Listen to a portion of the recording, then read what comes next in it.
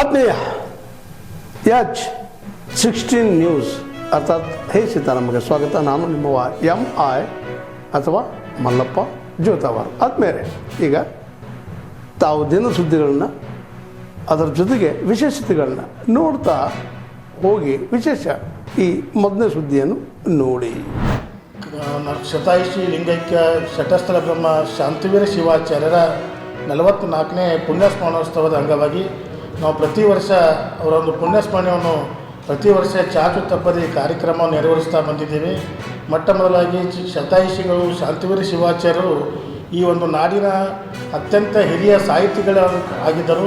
ಅನೇಕ ಕಾದಂಬರಿಗಳು, ಪ್ರವಚನಗಳು, ನಾಟಕಗಳು ಅತ್ಯಂತ ಈ ಕಲ್ಯಾಣ ಕರ್ನಾಟಕ ಭಾಗದಲ್ಲೇ ಅತ್ಯಂತ ಹಿರಿಯ ಸಾಹಿತ್ಯ ಅಂದರೆ ತಪ್ಪಾಗಲಿಕ್ಕಿಲ್ಲ. ಅಂಥ ಒಂದು ಸಾಹಿತ್ಯ ಲೋಕದಲ್ಲಿ ಅವರು ಶ್ರೀಮಠದ ಜೊತೆಗೇ ಹಿಂದಿನ ನಿಜಾಮರ ಕಾಲದಲ್ಲಿ ಅವರು ಶ್ರೀಮಠದ ಹೆಂಗೆ ನಡೆಸ್ತಿದ್ರು ಅಂದರೆ ಹೊರಗಡೆ ನಿಜಾಮರ ಕಾಲದಲ್ಲಿ ಉರ್ದು ಬೋರ್ಡನ್ನು ಹಚ್ಚಿ ಒಳಗಡೆ ಕನ್ನಡ ಮತ್ತು ಸಾಂಸ್ಕೃತಿಕ ದಾಸೋಹ ನಡೆಸುವಂಥ ಕೀರ್ತಿ ಶಾಂತಿವೀರ ಶಿವಾಚಾರ್ಯರಿಗೆ ಸಲ್ಲುತ್ತದೆ. ಯಾಕಂದರೆ ಹಲವಾರು ವರ್ಷಗಳಿಂದ ನಮ್ಮ ಬಡ ಮಕ್ಕಳಿಗೆ ಅನೇಕ ಹಿರಿಯ ಸಾಹಿತಿಗಳು ಈ ಒಂದು ಮಠದಲ್ಲಿ ಶಿಕ್ಷಣವನ್ನು ಒಯ್ದಿರ್ತಾರೆ.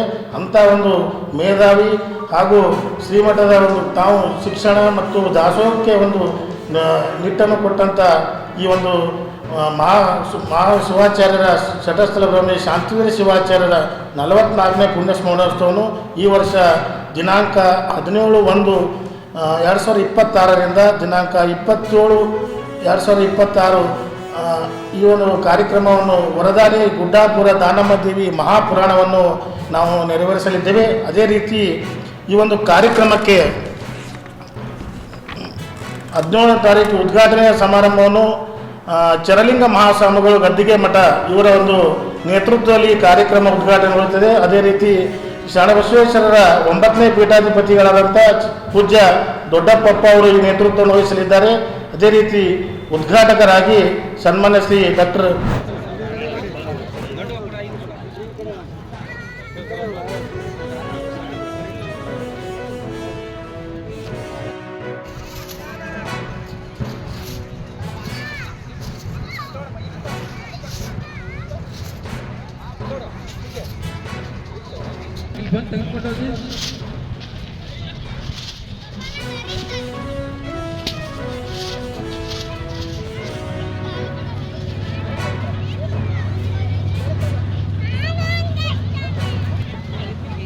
ನೋಡಿ, ಸ್ವಲ್ಪ ಡಿಸ್ಟೆನ್ಸ್ ಅಲ್ಲಿ ಗಾಳಿಪಟ ತೆಗೆದುಕೊಂಡು ಸ್ವಲ್ಪ ಡಿಸ್ಟೆನ್ಸ್ ಅಲ್ಲಿ ಆರಿಸ್ಬೇಕು.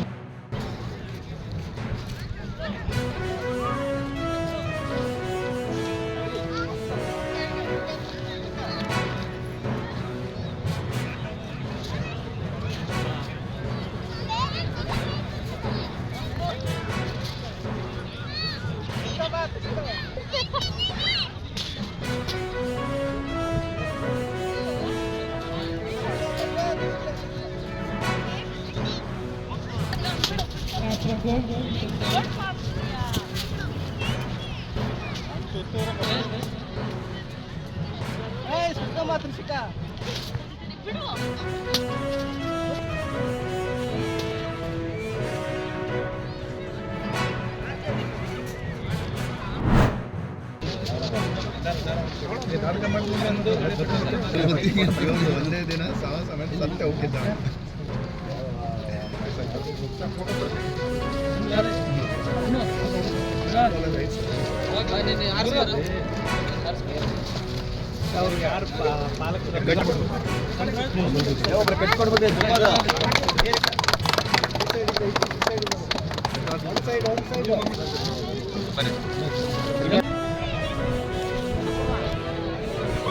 फील्ड में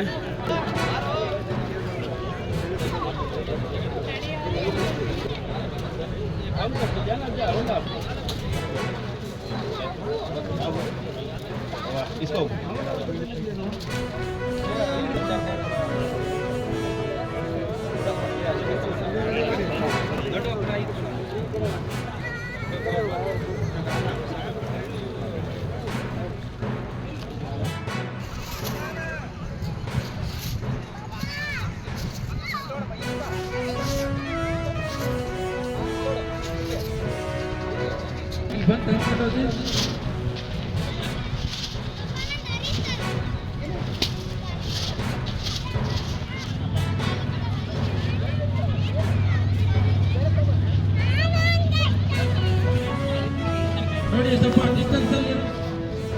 ಅದಕ್ಕೂ ಸ್ವಲ್ಪ ಡಿಸ್ಟೆನ್ಸ್ ಅಲ್ಲಿ ಆರಿಸ್ಬೇಕು.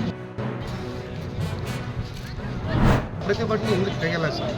ನಮಗೆ ಸಾಹೇಬರು ಬರ್ಬೋದು, ಇಲ್ಲ ಕಮಿಷನರ್ ಹೇಳ್ಬೋದು, ಇಲ್ಲ AW ಸಾರ್ ಹೇಳ್ಬೋದು. ಬರೀ ಆಶ್ವಾಸನೆ ಆಗ್ಬಿಟ್ಟಿದೆ ಇವ್ರದ್ದೆಲ್ಲ. ಯಾರ್ದು ಕಮಿಷನರ್ ಹೋದ್ಸಲಿ ಇದ್ದ ರೇಣುಕಾ ಮೇಡಮ್ರು ಅವರು ಆಶ್ವಾಸನೆ ಕೊಟ್ಟು 2 ವರ್ಷ ಮಾಡಿದ್ರು. ಅವರು ಹಕ್ಕುಪತ್ರ ಕೊಡ್ತಂದ್ರೆ ಅವರು ಕೊಡಲಿಲ್ಲ ಸರ್. ಈಗ ಬಂದ್ರೆ ಹೊಸವ್ರು ಬಂದರೆ ಇವರು ಅದೇ ಆಶ್ವಾಸನೆ ಹೇಳ್ತಿದ್ದಾರೆ. ಇದ್ರ ಶಾಸಕರು ಹೇಳಿದ್ರು ಇವರು ಮಾಡ್ತಿಲ್ಲ ಸರ್. ಹೋದ್ಸಲಿನೇ ಶಾಸಕರು ನನ್ನ ಮುಖಾಂತರ ನಮ್ಮ ಇದ್ರಿಗೆ ಹೇಳಿದರು, ಫಸ್ಟಿಗೆ ಕವಡ ರೇಟಿಗೆ ಮುಗಿಸಂತ ಹೇಳಿದರು ಕಮಿಷನರ್ಗೆ. ಆದರೂ ಇದುವರೆಗೂ ಅವ್ರು ಮುಗಿಸಿಲ್ಲ ಸರ್.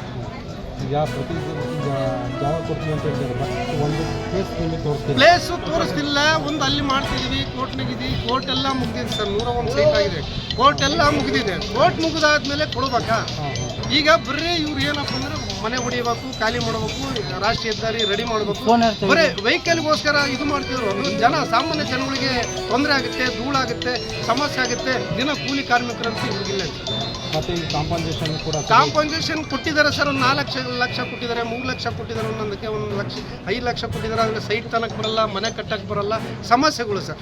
ಒಂದು ಸೈಟಿನ ಮೇಲೆ ಇಲ್ಲಿ ಕವಡರೆಟ್ಟೆಗೆ 1 ಅಡಿ 2,500 ರೂಪಾಯಿ ನಡೀತಿದೆ ಆಲ್ರೆಡಿ. 5 ಲಕ್ಷ 4 ಲಕ್ಷಕ್ಕೆ ಏನು ಜೀವನ ಮಾಡೋಕ್ಕಾಗುತ್ತೆ ಸರ್? ಒಂದು ಮನೆ ಕಟ್ಟೋಕ್ಕಾಗತ್ತಾ? ಮೆಟ್ರಲ್ ಏನು ರೇಟ್ ಇದೆ, ಕಬ್ಬಣ ಏನಿದೆ, ಇಟ್ಟಿಗೆ ಏನಿದೆ ಎಲ್ಲ ನಿಮಗೆ ಗೊತ್ತಿರೋದು ವರದಿಗಾರ. ಬಾಡಿಗೆ ಕೂಡ ಬಾಡಿಗೆ. ಮತ್ತು ಇನ್ನೊಂದು ಸರ್, ಇನ್ನೊಂದು ಮನವಿ, ನಾವು ಅಂಬೇಡ್ಕರ್ ಮಕ್ಕಳು, ದಲಿತರ ಮಕ್ಕಳು, ಮಾದಿಗ ಮಕ್ಕಳು ಇವತ್ತು ಎಲ್ಲ ನಾವು ಬಾಡಿಗೆ ಕೇಳಕ್ಕೆ ಹೋದರೆ ಮಾದಿಗರಂದ್ರೆ ದಯವಿಟ್ಟು ಕೊಡಲ್ಲ ಸರ್. ನಾವು ಅಷ್ಟು ಶೋಷಣೆಗೆ ಒಳಗಾಯಿತು. ನಾವು ರಕ್ತ ಸರ್, ಎಲ್ಲರೂ ಮೈಗರಿತರು ರಕ್ತ, ಕೆಂಪು ರಕ್ತ ಸರ್. ಆದರೆ ನಮಗೆ ಒಳಕ್ಕೂ ಬಿಡಿಸೋಣಲ್ಲ ಸರ್. ಅಷ್ಟು ಇನ್ನು 21ನೇ ಶತಮಾನದಲ್ಲಿ ಹಿಂಗೆ ಮಾಡ್ತಿದ್ದಾರೆ ಅಂದರೆ ಎಲ್ಲಿದೆ ಸರ್ ಕಾನೂನು? ಕಾನೂನು ಎಲ್ಲಿದೆ ಸರ್? ಕಾನೂನು ಸುವ್ಯವಸ್ಥೆಯಲ್ಲಿದೆ ಸರ್. ಇದುವರೆಗೆ ಬಾಡಿಗೆ ಕೊಟ್ಟಿರಿ ಹೋರಾಟ ನಡೀತಿರಲ್ಲ ಸರ್. ಬಾಡಿಗೆ ಮನೆ ಸಿಗದಕ್ಕೆ ಎಲ್ಲ ಪ್ರತಿಭಟನೆಗೆ ಇದಾಗಿರೋ ಸರ್, ಮುಂದಾಗಿರೋದು. ನಮಗೆ ಸೈಟು ಕೊಡ್ಬೇಕು ಸರ್, ಹಕ್ಕುಪತ್ರ ಕೊಡಬೇಕು. ಆ ಕೊಟ್ಟರೆ ನಾವು ಪ್ರತಿಭಟನೆ ತೆಗಿತೀವಿ ಸರ್. ಈಗ ಜಾಗ ತೋರಿಸಿ ಸರ್, ಅಲ್ಲೇ ಗುಡ್ಲ ಹಾಕ್ತೀವಿ ಸರ್ ನಂಬರ್ಗೆ. ಯಾಕಂದರೆ ಈಗ ಬಾಡಿಗೆ ಮನೆ ಸಿಗ್ತಿಲ್ಲ, ಅಲ್ಲಿ ಗುಡ್ಲನ ಹಾಕ್ಯಂದು ಅಲ್ಲಿ ಜೀವನ ಮಾಡ್ತಾರೆ ಸರ್. ಅದೊಂದು ನಿಮ್ಮ ಕೈ ಮುಗಿದು ಬೇಡ್ಕೊಂತೀವಿ ಸರ್, ಅದೊಂದು ಮಾಡಿಕೊಡಿ ಸರ್. ವರದಿಗಾರರು ಇಡೀ ನಿಮ್ಮ ದೇಶನೇ ನಿಮ್ಮ ಕೈಗಿರುತ್ತೆ ಸರ್. ಇದೊಂದು ಕವಡೇಟಿ ಗ್ರಾಮದ್ದು ಒಂದು ಸೇವೆ ಮಾಡಿ ಸರ್. ಹ್ಞೂ ಸರ್, ಜಗದೀಶ್. ತಾವೆಲ್ಲ ಇಲ್ಲಿವರೆಗೆ ಸುದ್ದಿಗಳನ್ನು ನೋಡಿದಿರಿ, ಜೊತೆಗೆ ವಿಶೇಷ ಘಟನೆಗಳನ್ನು ಸಹ ನೋಡಿದಿರಿ. ಅದು ನಿಮ್ಗೇನು ಅನ್ನಿಸ್ತು? ನಿಮಗೆ ಲೈಕ್ ಮಾಡಿರಿ, ಶೇರ್ ಮಾಡಿರಿ, ಕಾಮೆಂಟ್ ಮಾಡಿರಿ, ಜೊತೆಗೆ ಸಬ್ಸ್ಕ್ರೈಬ್ ಮಾಡಿಸ್ಬೇಡ್ರಿ. H16 ನ್ಯೂಸ್ ಅರ್ಥಾತ್ ಸೀತಾರಾಮ್ ಸತ್ಯದ ಕೈಗನ್ನಡಿ ವಂದನೆಗಳು.